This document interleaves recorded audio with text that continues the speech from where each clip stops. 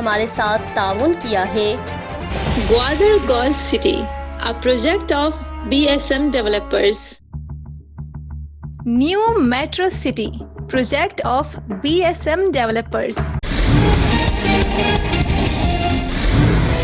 National party کے مرکزی رہنما میر اشرف حسین نے مرکزی اور ضلعی رہنماؤں کے ساتھ پرہجوم پریس کانفرنس کیا۔ ان کا کہنا تھا کہ گوادر میں عوامی مطالبات پر حق دو تحریک نے 60 دن تک احتجاجی دھرنا دیا تھا۔ انہوں نے غیر قانونی ٹرولنگ کا خاتمہ کرنا، بارڈر کے کاروبار میں آسانیاں پیدا کرنا، شہریوں کے عزت نفس کو بحال کرنا، پانی، بجلی، تعلیم اور صحت کی سہولیات فراہم کرنا، روزگار کے مواقع پیدا کرنا غیر آئینی مطالبات نہیں تھے، لیکن صوبائی حکومت نے شروع سے ہی اس احتجاج کو مس ہینڈل کیا اور جان بوجھ کر تصادم کی راہ ہموار کی۔ حکومت کی غیر سنجیدگی کی وجہ سے 26 دسمبر سے گوادر کے حالات خراب ہوئے۔ گوادر میں عوامی مسائل پر سیاسی اجتماع، جلسہ جلوس اور پرامن جدوجہد پر پابندی عائد کرنا اظہار آزادی کو سلب کرنے کے مترادف ہے۔ پاکستان میں سیاسی جمہوری نظام نافذ ہے اور آئین پاکستان پرامن سیاسی احتجاج کی ضمانت دیتا ہے۔ بحیثیت ایک سیاسی اور جمہوری جماعت کے نیشنل پارٹی اسے سیاسی آواز کو دبانے کی دانستہ کوشش سمجھتی ہے۔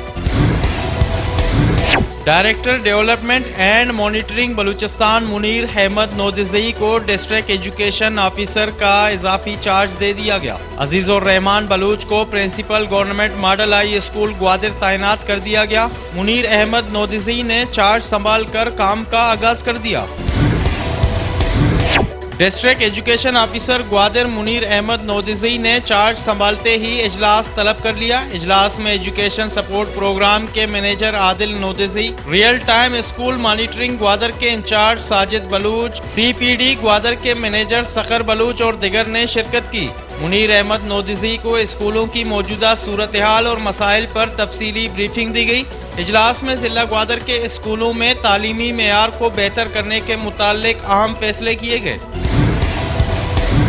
حق دو تحریک بلوچستان کے بزرگ رہنما حسین واڈیلا ضمانت پر رہا ہو گئے۔ حسین واڈیلا کو کرائم برانچ کوئٹہ سے رہا کر دیا گیا۔ گوادر میں بھی حق دو تحریک کے کونسلران حاجی جاوید، اللہ بخش، نوید محمد، ثناء اللہ، نصیر شہزاد اور محمد اقبال کے مختلف مقدمات میں ضمانت منظور ہوئے، جبکہ حق دو تحریک کے کارکنوں احسام قاضی اور بابر کو بھی ہائی کورٹ بلوچستان سے متعدد مقدمات میں ضمانت مل گئی۔ محکمہ فشریز نے سندھ کے غیر قانونی ٹرالرز کے خلاف ڈنڈا اٹھا لیا۔ دوسرے روز بھی ٹرالرز کے خلاف کارروائیاں جاری، 2 ٹرالر در لیے۔ محکمہ فشریز پسنی کی پیٹرولنگ ٹیم نے پسنی کے علاقے کلمت کے سمندری حدود میں غیر قانونی جالوں سے شکار میں مصروف سفینہ، فیاض گل اور نگاہ نامی ٹرالرز کو تحویل میں لے کر عملے کے افراد کو گرفتار کیا۔ جیونی ایجوکیشنل سوسائٹی کا کتب میلہ جاری، تیسرے روز گورنمنٹ گرلز کالج میں کتب میلہ کے تحت اسٹالز لگائے گئے، جہاں کالج کی طالبات سمیت خواتین نے اسٹال سے 28,000 کی کتابیں خرید کر سبھی کو حیرت زدہ کر دیا۔ جیونی کتب میلہ کل گنج کے ہائی اسکول میں لگایا جائے گا۔ بلوچستان نیشنل پارٹی گوادر کا سینئر پارٹی اجلاس منعقد ہوا۔ اجلاس میں سیکریٹری جنرل جہاں زیب بلوچ، جوائنٹ سیکریٹری باہٹ جمیل دشتی، ماہی گیر سیکریٹری حاجی خداداد واجو اور سینٹرل کمیٹی کے ممبر کودا علی نے شرکت کی۔ اجلاس سے سیکریٹری جنرل جہاں زیب بلوچ نے خطاب کرتے ہوئے کہا کہ بلوچستان نیشنل پارٹی بلوچستان میں رہنے والی تمام اقوام کا احترام کرتی ہے، تاہم مہاجرین سے بلوچستان میں بسنے والے تمام اقوام کو خطرہ لاحق ہے۔ آنے والے مردم شماری اور خانہ شماری میں مہاجرین کو شامل کرنے کی بھرپور مخالفت کریں گے۔ بی این پی کے نزدیک وزارت کی اہمیت نہیں بلکہ قومی شناخت، سائل اور وسائل کے لیے جدوجہد کرنا اہم ہے۔ اس کے لیے بی این پی نے ہر قسم کی قربانی دی ہے۔ پیاسے جیونی کی پیاس بجھانے کے لیے بچھائی جانے والی پائپ لائن نے ہی جیونی کو پیاسا کر دیا۔ جیونی کے علاقے دیر میں ہیوی مشینری نے نئے پائپ لائن کی بچھائی کے لیے پرانے سپلائی لائن کے پائپ کو توڑ دیا، جس کی وجہ سے جیونی میں 3 دن سے پانی کی فراہمی تعطل کا شکار ہے۔ پرانے پائپ لائن کو مرمت کیا گیا، تاہم جیونی کے علاقے شیخ آباد میں انٹرنیٹ کیبل کی بچھائی کے لیے ہیوی مشینری سے کھدائی کے دوران بھی ایک اور مقام سے پانی کا مین سپلائی لائن ٹوٹنے سے پانی کی سپلائی ابھی تک شروع نہ ہو سکی۔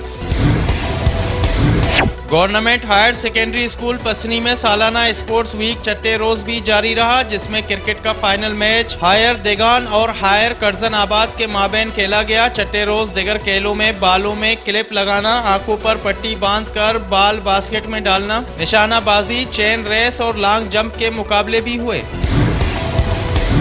اور گورنمنٹ بوائز مڈل اسکول کپری محلہ سربندن میں سالانہ آرٹ مقابلے کا انعقاد ہوا، جس میں اسکول کے 50 سے زائد طلبہ نے حصہ لیا۔ سربندن کے نوجوان آرٹسٹ یاسین عیسیٰ نے آرٹ مقابلے میں جج کے فرائض سر انجام دیے۔ آرٹ مقابلے میں جماعت ششم کے شیراز رفیق نے پہلی، جماعت ہشتم کے سمیر رحیم اور جماعت ہفتم کے عزیر حکیم نے دوسری، جبکہ جماعت ہفتم کے جہانگیر پنڈی اور جماعت ششم کے ساجد طلا نے تیسری پوزیشن حاصل کی۔ پوزیشن لینے والے طلبہ میں انعامات بھی تقسیم کیے گئے۔